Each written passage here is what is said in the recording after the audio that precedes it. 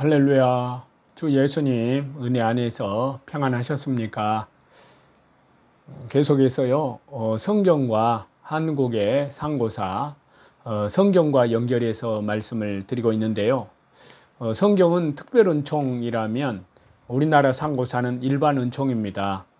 일반은총과 특별은총은 서로 충분 필요 조건 그 관계입니다. 다시 말씀드리면 일반 은총이 특별 은총을 증거해 주고요. 특별 은총이 바로 일반 은총을 보증해 주고 있는 것입니다. 그러니까 우리나라 상고사는 성경에서 입증이 되고요.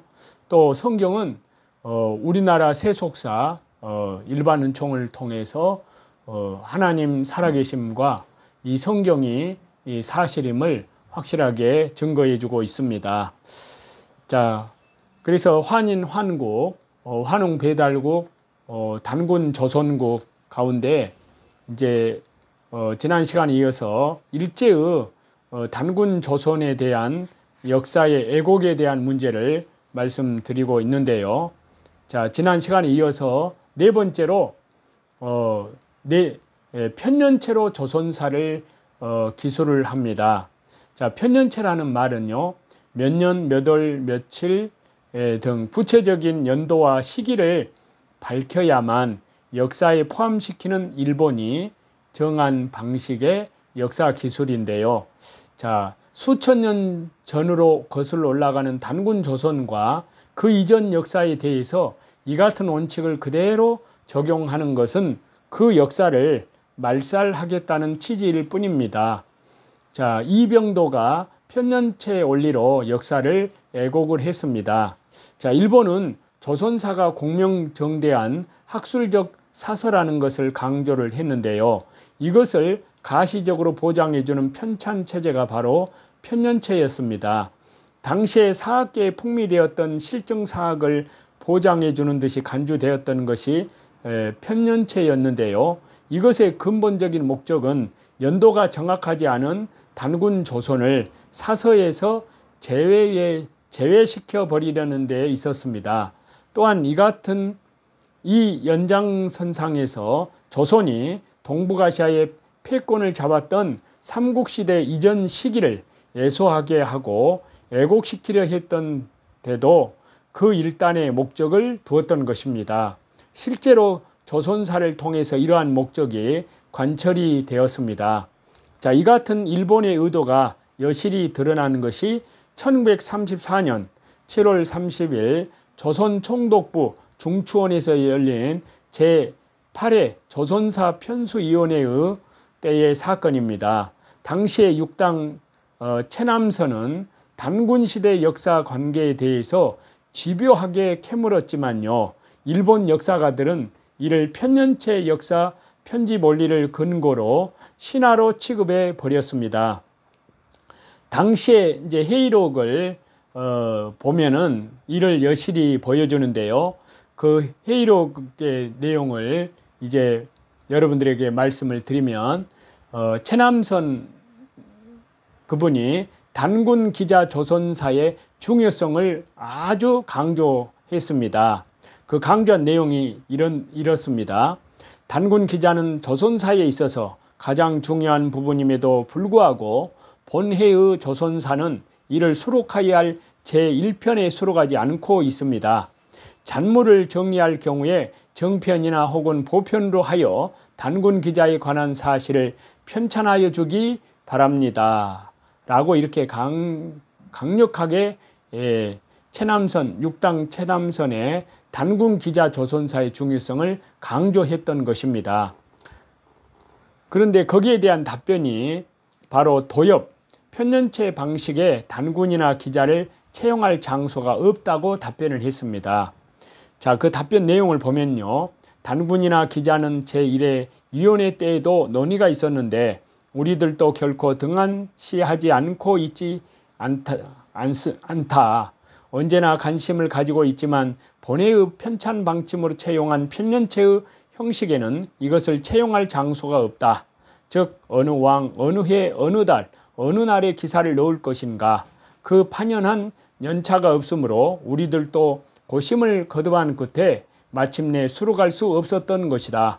이미 본편에 체입하지 못하였으니 어떠한 방법으로 이것을 체입하여야 좋을지 별편이냐 보편이냐 교시하여 달라.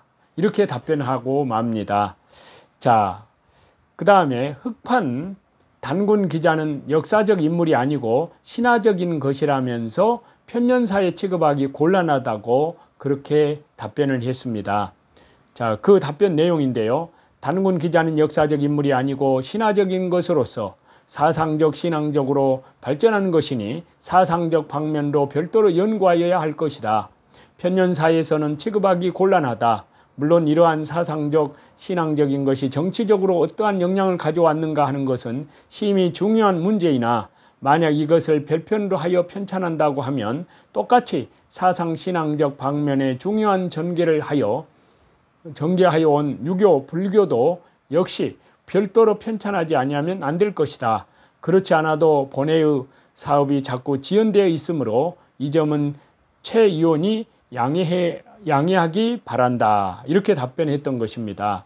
또 소전 단군 문제를 외사, 그러니까 역사 밖의 일로 취급하여 별편에 다루겠다고 답변을 했던 것입니다.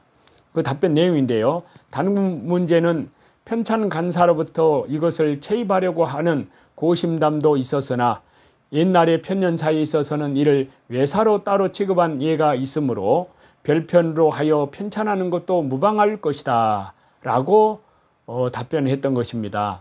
자, 이러한 대화가 오가던 중에 육당 최남선이 강력하게 조선 상고사에 추가 수록을 요구하자 당시에 정무총감은 논쟁을 중지시키려는 듯 단군에 관하여는 여러분들의 주장을 고려하여 다시 타당한 방법을 강구하겠다고 얼버무리고 이 회의를 끝냈습니다.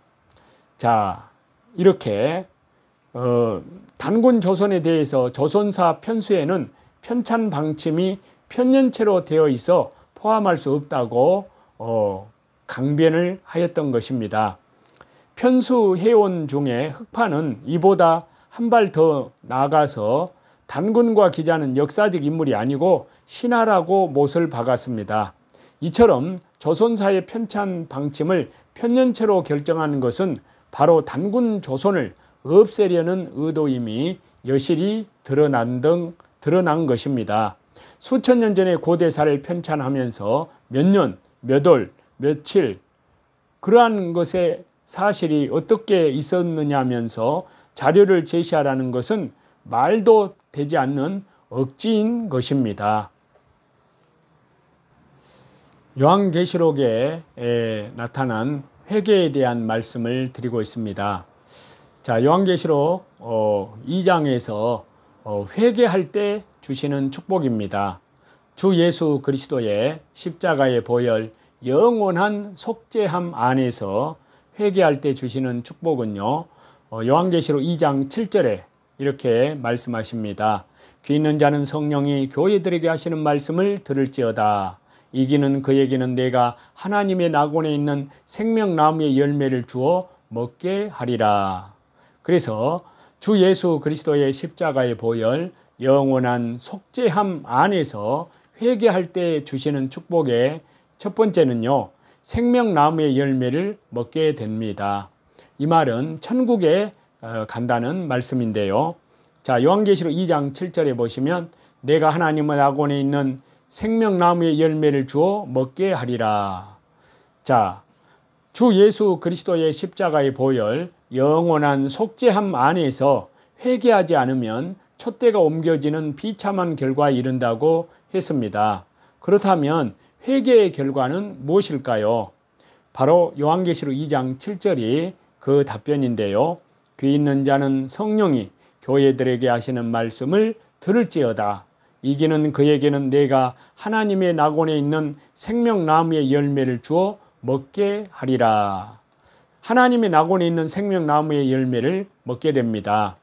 이것은 에덴 동산 안에 있었던 생명나무의 축복이 다시 회복됨을 의미하는데요.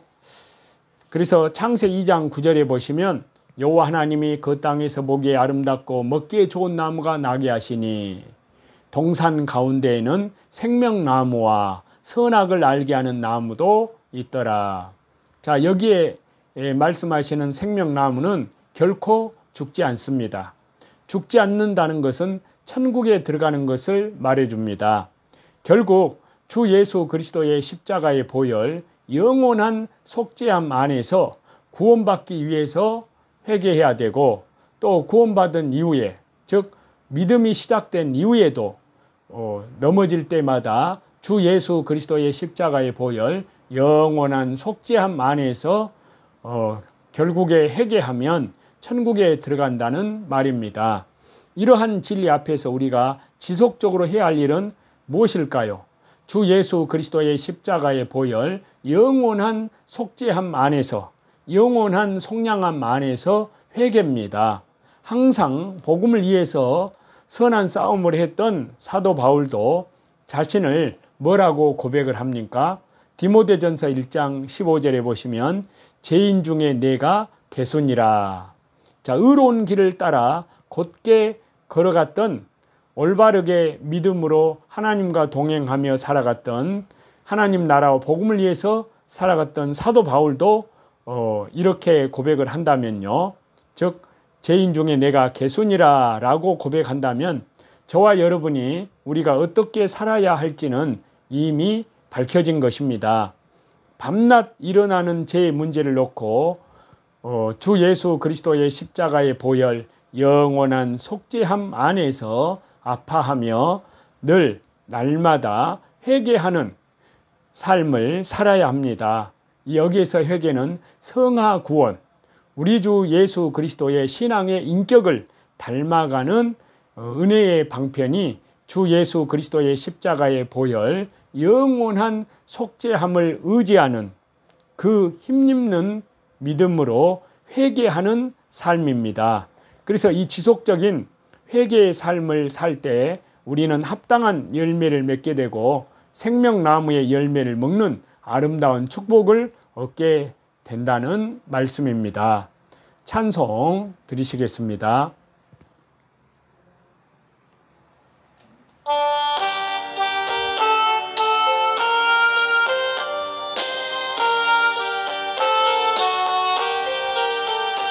끝없이 무릎 꿇는 그 복종 아니요, 운명에 맡겨 사는 그 생활 아니라, 우리의 믿음 지솟아 독수리 날듯이 주 뜻이 이루어지다 외치며 사나니, 약한 자 힘드시고 강한 자 바르게 주한 자 정케함이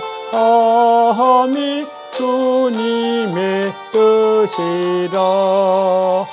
해 아래 압박 있는 곳 주 거기 계셔서 그 팔로 막아 주시어 정의가 사나니.